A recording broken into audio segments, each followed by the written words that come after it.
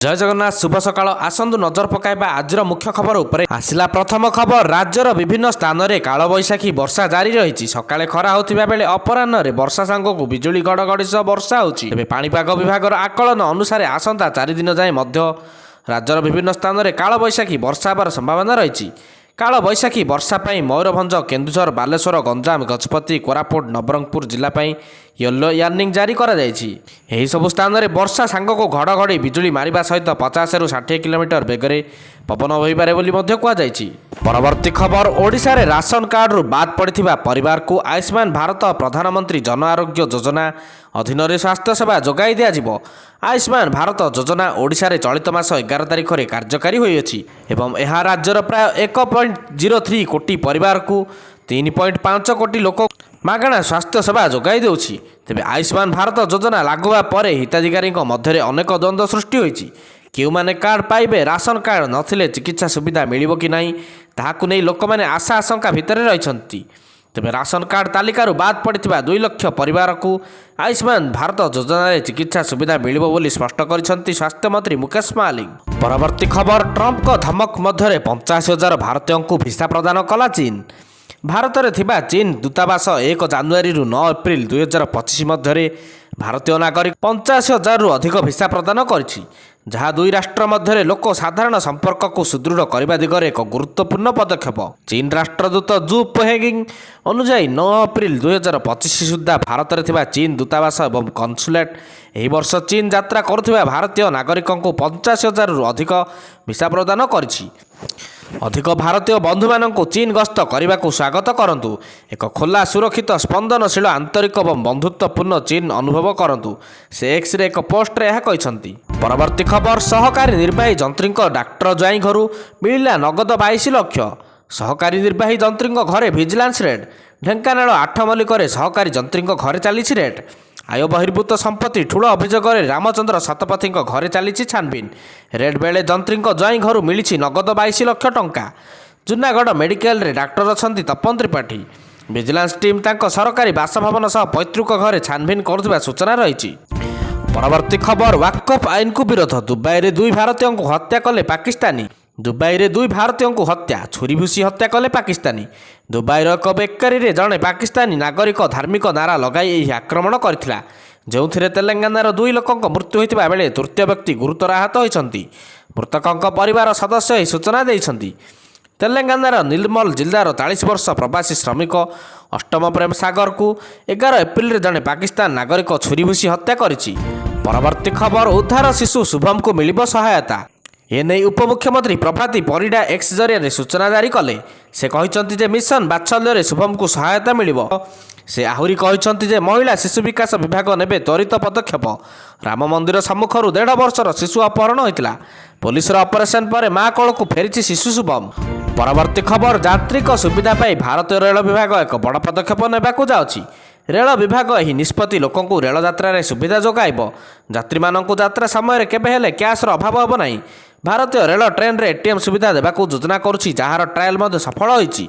मंगलवार दिन रेल विभाग मनमाड एवं मुंबई मध्य चलता 5 बाटी एक्सप्रेस रे एटीएम सफल ट्रायल करा जायछि। एटीएम को ट्रेन रे एसी बगे लगा जायथिला। कुहा जाउछि कि आगकू अनेक ट्रेन रे एटीएम रो व्यवस्था सुविधा पाइबे यात्री। परवर्ती खबर बीजेडी सभापति आज नामांकन भरिबे नवीन पट्टनायक। साधारण निर्वाचन 2024 रे शोचनीय पराजय पर पुणी दल सजाड़ुछि बीजेडी।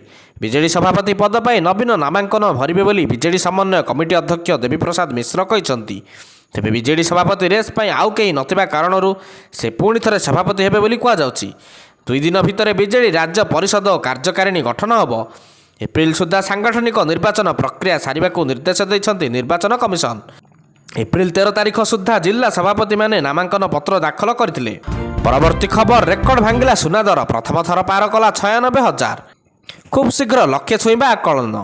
गत 2 दिन तले सुना दर पाखापाखि 500 टंका कमिथिला, जहाँकि सुना प्रेमी को टिके आश्वस्त करथिला। हेले हठात आज सुना दर बढ़िबा एवं एकाथरे 96,000 पार करिबा प्राय लोकों को झटका देइछि। परवर्ती खबर भारतर डेंगू वैक्सीन कोटी कोटी लोकों मुहरे फुटाइब हस। कोरोना महामारी वैक्सीन आविष्कार करने पर भारत में डेंगू वैक्सीन तैयारी करिछि। डेंगू मुक्ति देव डेंगियल वैक्सीन। टीकार तृतीय पर्यायर क्लिनिकल टेस्टिंग चली। ପରୀକ୍ଷା ସଫଳ ହେଲେ ଆସନ୍ତା ବର୍ଷ ବେଳକୁ ବଜାରରେ ଏହି ଡେଙ୍ଗୁ ଟିକା ଉପଲବ୍ଧ କରାଯିବ। ଡେଙ୍ଗୁ ଟିକା ନେଇ କୋଲକାତା ସ୍ଥିତ ସାଇନ୍ସ ସିଟିରେ ଅନୁଷ୍ଠିତ ଏକ ପ୍ରଦର୍ଶନୀ ଅବସରରେ ଆଇସିଏମ୍ଆର୍ ପୂର୍ବ ମହାନିର୍ଦ୍ଦେଶକ ଡାକ୍ତର ବଳରାମ ଭାର୍ଗବ କହିଛନ୍ତି, ଡେଙ୍ଗିଆଲ ନାମକ ଡେଙ୍ଗୁ ଭ୍ୟାକ୍ସିନ୍ ପେନସି ଏବଂ ଆଇସିଏମ୍ଆର୍ ମିଳିତ ଉଦ୍ୟମରେ ତିଆରି କରାଯାଉଛି। ଏହାର ପ୍ରଥମ 2ଟି ଯାକ ଟ୍ରାଏଲ୍ ସଫଳ ହୋଇଛି। ତୃତୀୟ ଚରଣ ପରୀକ୍ଷା 10,335 ଜଣଙ୍କ ଠାରେ ପ୍ରୟୋଗ କରାଯାଇଛି, ଯାହା 18 ରାଜ୍ୟ ଓ କେନ୍ଦ୍ରଶାସିତ ଅଞ୍ଚଳରେ 19ଟି ପରୀକ୍ଷା କେନ୍ଦ୍ରରେ କରାଯାଇଛି। ପରବର୍ତ୍ତୀ ଖବର, ଜଷ୍ଟିସ୍ ବିଆର୍ ଗଭାଇ ହେବେ ଦେଶର ପରବର୍ତ୍ତୀ ମୁଖ୍ୟ ବିଚାରପତି। ବର୍ତ୍ତମାନର ସିଜେଆଇ ଜଷ୍ଟିସ୍ ସଞ୍ଜୀବ ଖାନ୍ନା ବୁଧବାର ସୁପ୍ରିମକୋର୍ଟର ସବୁଠାରୁ ବରିଷ୍ଠ ବିଚାରପତି ବିଆର୍ ଗଭାଇଙ୍କୁ ତାଙ୍କ ଉତ୍ତରାଧିକାରୀ ଭାବରେ ସୁପାରିଶ କରିଛନ୍ତି। ଜଷ୍ଟିସ୍ ଗଭାଇ ଭାରତର 52ତମ ମୁଖ୍ୟ ବିଚାରପତି ହେବାକୁ ଯାଉଛନ୍ତି। 14 ମେରେ ଶପଥ ନେବେ ବିଆର୍ ଗଭାଇ। ରାଷ୍ଟ୍ରପତି ଦ୍ରୌପଦୀ ମୁର୍ମୁ ତାଙ୍କୁ ଶପଥପାଠ କରାଇବେ। ଜଷ୍ଟିସ୍ ୱାଇ ଚନ୍ଦ୍ରଚୂଡ଼ 65 ବର୍ଷ ବୟସର ଅବସର ନେବା ପରେ ଜଷ୍ଟିସ୍ ଖାନ୍ନା ନଭେମ୍ବର 2024ରେ ସିଜେଆଇ ଭାବରେ ଦାୟିତ୍ୱ ଗ୍ରହଣ କରିଥିଲେ। ମେ 13ରେ ସରିବ ସଞ୍ଜୀବ ଖାନ୍ନାଙ୍କ କାର୍ଯ୍ୟକାଳ। ପରବର୍ତ୍ତୀ ଖବର, ଚକାଚକ୍ ହେବ ଓଡ଼ିଶା ରାସ୍ତା। ରାଜ୍ୟରେ 19ଟି ପ୍ରକଳ୍ପର ହେବ ଶିଳାନ୍ୟାସ। ରୋଡ୍ ସଂଯୋଗୀକରଣ କ୍ଷେତ୍ରରେ 1 ନମ୍ବର ହେବ ଓଡ଼ିଶା। ଆଜି କେନ୍ଦ୍ରମନ୍ତ୍ରୀ ନୀତିଶ ଗଡ଼କରୀଙ୍କର ଓଡ଼ିଶା ଗସ୍ତ କାର୍ଯ୍ୟକ୍ରମ ନେଇ ପ୍ରସ୍ତୁତି ଶେଷ ହୋଇଯାଇଛି। ଏ ଅବସରରେ 4,000 କୋଟିରୁ ଉର୍ଦ୍ଧ୍ୱ ଟଙ୍କାର 19ଟି ପ୍ରକଳ୍ପର ଶିଳାନ୍ୟାସ କରିବାର କାର୍ଯ୍ୟକ୍ରମ ରହିଛି। ଏଥିରେ ମୁଖ୍ୟ ଅତିଥି ଭାବେ କେନ୍ଦ୍ର ସଡ଼କ ପରିବହନ ଏବଂ ରାଜପଥ ମନ୍ତ୍ରୀ ନୀତିନ ଗଡ଼କରୀ ଯୋଗ ଦେବେ। ସେଥିମଧ୍ୟରୁ 13ଟି ଜାତୀୟ ରାଜପଥ ପ୍ରକଳ୍ପ 2,905 କୋଟି ଟଙ୍କାର ଶିଳାନ୍ୟାସ କରିବେ ନୀତିନ ଗଡ଼କରୀ। 427 କୋଟି ଟଙ୍କାର 4ଟି CRIF ବ୍ରିଜ୍ର ଶିଳାନ୍ୟାସ କରିବେ କେନ୍ଦ୍ରମନ୍ତ୍ରୀ। ପରବର୍ତ୍ତୀ ଖବର, ପାସ୍ ହୋଇଛି ୱାକଫ ବିଲ୍। ଆଇନରେ ପରିଣତ ହୋଇଛି ୱାକଫ ବିଲ୍। ହେଲେ ଏହି ୱାକଫ ବିଲ୍ ଆଇନରେ ପରିଣତ ହୋଇଛି ସତ, ହେଲେ ପଶ୍ଚିମବଙ୍ଗର ମୁର୍ଶିଦାବାଦ ଏହି ୱାକଫ ବିଲ୍କୁ ନେଇ ଚଳୁଛି। କିନ୍ତୁ ପଶ୍ଚିମବଙ୍ଗ ମୁଖ୍ୟମନ୍ତ୍ରୀ ମମତା ବାନାର୍ଜୀ ଏହି ଘଟଣାକୁ ନେଇ ଚୁପ୍ ଅଛନ୍ତି। ୱାକଫ ବିଲ୍ ସମ୍ପତ୍ତିର ଶୋଷଣ ବନ୍ଦ କରିବା ପାଇଁ ଏକ ଆଇନଗତ ସଂସ୍କାର ଭାବରେ ଯାହା ଗୃହୀତ ହୋଇଛି, ତାହା ଏବେ ଭାରତରେ ଗଭୀର ଭାବରେ ମୂଳ ପୋଷଣ କରିଥିବା ମୌଳବାଦୀ ମାନସିକତାକୁ ପ୍ରକାଶ କରିଛି। ଧାର୍ମିକ ସମ୍ପତ୍ତି କାରବାରରେ ନିରପେକ୍ଷତା ଏବଂ ସ୍ୱଚ୍ଛତା ସୁନିଶ୍ଚିତ କରିବା ପାଇଁ ବିଜେପି ଦ୍ୱାରା ଏକ ସାହସିକ ପଦକ୍ଷେପ ଭାବରେ ସ୍ୱାଗତ କରାଯାଇଥିବା ୱାକଫ ସଂଶୋଧନ ଆଇନ 2025 ଦେଶବ୍ୟାପୀ କଠୋରପନ୍ଥୀ ଗୋଷ୍ଠୀଗୁଡ଼ିକ ଦ୍ୱାରା ଏକ ବିସ୍ଫୋରକ ପ୍ରତିକ୍ରିୟା ସୃଷ୍ଟି କରିଛି। ପରବର୍ତ୍ତୀ ଖବର, ମେରଠରେ ବହୁଚର୍ଚ୍ଚିତ ସୌରଭ ହତ୍ୟାକାଣ୍ଡ ମାମଲା। ପ୍ରେମିକ ସହ ମିଶି ସ୍ୱାମୀକୁ ହତ୍ୟା କରିଥିଲା। ସ୍ୱାମୀ ହନ୍ତା ସ୍ତ୍ରୀ ମୁସ୍କାନ। ଆଉ ଏବେ ଜେଲ୍ ଭିତରେ ମୁସ୍କାନକୁ ମିଳିଛି ତାର ନୂଆ ସାଙ୍ଗ, ଯାହାର ଅପରାଧ ପ୍ରାୟ ମୁସ୍କାନ ସହ ସମାନ, ହେଲେ ସେ ମୁସ୍କାନଠୁ ବି ଅଧିକ ଭୟଙ୍କର। ମେରଠର ଚର୍ଚ୍ଚିତ ସୌରଭ ହତ୍ୟା ମାମଲାର ଅଭିଯୁକ୍ତ ମୁସ୍କାନ ଜେଲ୍ରେ ସଙ୍ଗୀତା ନାମକ ଜଣେ ମହିଳାଙ୍କ ସହ ବନ୍ଧୁତା କରିଛି, ଯିଏକି ମୁସ୍କାନ ଭଳି ତା ପ୍ରେମିକ ସହ ମିଶି ସ୍ୱାମୀକୁ ହତ୍ୟା କରି ଧରାପଡ଼ିବା ପରେ ଜେଲ୍ରେ ଅଛି, ଆଉ ଗର୍ଭବତୀ ମଧ୍ୟ ରହିଛି। ମୁସ୍କାନ ଏବଂ ସଙ୍ଗୀତାର ଚିନ୍ତାଧାରା ପ୍ରାୟ ସମାନ। ଦୁହେଁ ସେମାନଙ୍କ ସ୍ୱାମୀଙ୍କୁ ହତ୍ୟା କରିବାକୁ ଷଡ଼ଯନ୍ତ୍ର କରିଥିଲେ ଏବଂ ସେମାନଙ୍କ ପ୍ରେମିକଙ୍କ ସହିତ ରହିବାକୁ ଚାହୁଁଥିଲେ। ପରବର୍ତ୍ତୀ ଖବର, ଦେଶ ସାରା କଂଗ୍ରେସର ପ୍ରତିବାଦ। ରାଜ୍ୟରେ ବି କଂଗ୍ରେସ ନେତାଙ୍କ ରଣହୁଙ୍କାର। ନ୍ୟାସନାଲ ହେରାଲ୍ଡ ମାମଲାରେ ସୋନିଆ ଓ ରାହୁଲଙ୍କ ନାଁରେ ପ୍ରବର୍ତ୍ତନ ନିର୍ଦ୍ଦେଶାଳୟ ଚାର୍ଜସିଟ୍ ଦାଖଲ କରିବା ପରେ ଏବେ ରାଜନୀତି ଜୋର ଧରିଛି। ଭୁବନେଶ୍ୱର ସମେତ ରାଜ୍ୟର ବିଭିନ୍ନ ସ୍ଥାନରେ କଂଗ୍ରେସ କର୍ମୀ ଓ ନେତା ଧାରଣା ଦେଇଛନ୍ତି। ଭୁବନେଶ୍ୱରରେ ପିସିସି ସଭାପତି ଭକ୍ତଚରଣ ଦାସଙ୍କ ସମେତ ଦଳର ବରିଷ୍ଠ ନେତା କର୍ମୀ ଭୁବନେଶ୍ୱର ଇଡି ଅଫିସ୍ ସମ୍ମୁଖରେ ଧାରଣା ଦେଇଥିଲେ। କେନ୍ଦ୍ର ସରକାର ଜାଣିଶୁଣି ସୋନିଆ ଓ ରାହୁଲ ଗାନ୍ଧୀଙ୍କୁ ଟାର୍ଗେଟ୍ କରୁଛନ୍ତି ବୋଲି କଂଗ୍ରେସ ଅଭିଯୋଗ ଆଣିଛି। ଜବାବରେ ରାଜ୍ୟ ବିଜେପି ସଭାପତି କହିଛନ୍ତି, ପ୍ରସଙ୍ଗକୁ ଡାଇଭର୍ଟ କରିବାକୁ ଉଦ୍ୟମ ହେଉଛି। ଧାରଣା ଦେଇ ବ୍ୟକ୍ତିଗତ ସ୍ୱାର୍ଥ ହାସଲ ପାଇଁ ଉଦ୍ୟମ କରୁଛି କଂଗ୍ରେସ। ପରବର୍ତ୍ତୀ ଖବର, ଓଡ଼ିଶା ଗସ୍ତରେ ଆସିଛନ୍ତି ସମାଜବାଦୀ ପାର୍ଟି ମୁଖ୍ୟ ଅଖିଳେଶ ଯାଦବ। ସେ ଦାବି କରିଛନ୍ତି ଯେ ଓଡ଼ିଶାକୁ ଦରକାର ଜାତିଗତ ଜନଗଣନା। ସେ କହିଛନ୍ତି, ପୂର୍ବରୁ ଜାତି ଜନଗଣନାକୁ ନେଇ କଂଗ୍ରେସ ସହ ଲଢ଼େଇ ହୋଇଛି। ଏବେ କଂଗ୍ରେସ ବି ଜାତି ଜନଗଣନାକୁ ସ୍ୱୀକାର କରିଛି। ପୀଡ଼ିତ ଓ ଦୁଃଖୀଙ୍କୁ ସାଙ୍ଗରେ ନେଇ ଆମେ ସମ୍ବିଧାନ ବଞ୍ଚାଇବାକୁ ଚାଲିବୁ। ଯେବେ ସମ୍ବିଧାନ ଦୁର୍ବଳ ହେବ, ଲୋକତନ୍ତ୍ର ଦୁର୍ବଳ ହେବ। ଓଡ଼ିଶାରେ ଶ୍ରୀକାନ୍ତ ଜେନା ସମ୍ବିଧାନ ବଞ୍ଚାଇବାକୁ ଲଢ଼େଇ କରୁଛନ୍ତି ବୋଲି କହିଛନ୍ତି ଅଖିଳେଶ। ପରବର୍ତ୍ତୀ ଖବର, ଚଳିତ ବର୍ଷ ଶେଷ ସୁଦ୍ଧା ବିହାରରେ ବିଧାନସଭା ନିର୍ବାଚନର ଭାଗ୍ୟ ପରଖିବେ ସବୁ ରାଜନୈତିକ ଦଳ।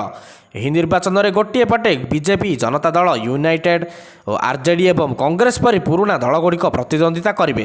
ଅନ୍ୟପଟେ ନିର୍ବାଚନ ରଣନୀତିକାରୁ ରାଜନେତା ପାଲଟିଥିବା ପ୍ରଶାନ୍ତ କିଶୋର, ଜନସୁରଜ ଭଳି ନୂଆ ଦଳର ନେତାମାନେ ଅନ୍ୟ ପୁରଖା ନେତାମାନଙ୍କ ସହ ନିର୍ବାଚନ ମୁକାବିଲା କରିବେ। ଏହି ଦଳଗୁଡ଼ିକ ତାଲିକାରେ ପୂର୍ବତନ କେନ୍ଦ୍ରମନ୍ତ୍ରୀ RCP ସିଂଙ୍କ ଦଳ ଆପ୍ ସବକି ଆୱାଜ, ଶିବଦୀପ ବମନ ରାଓ ଲାଣ୍ଡେଙ୍କ ହିନ୍ଦ ସେନା ନାମ ମଧ୍ୟ ସାମିଲ ଅଛି।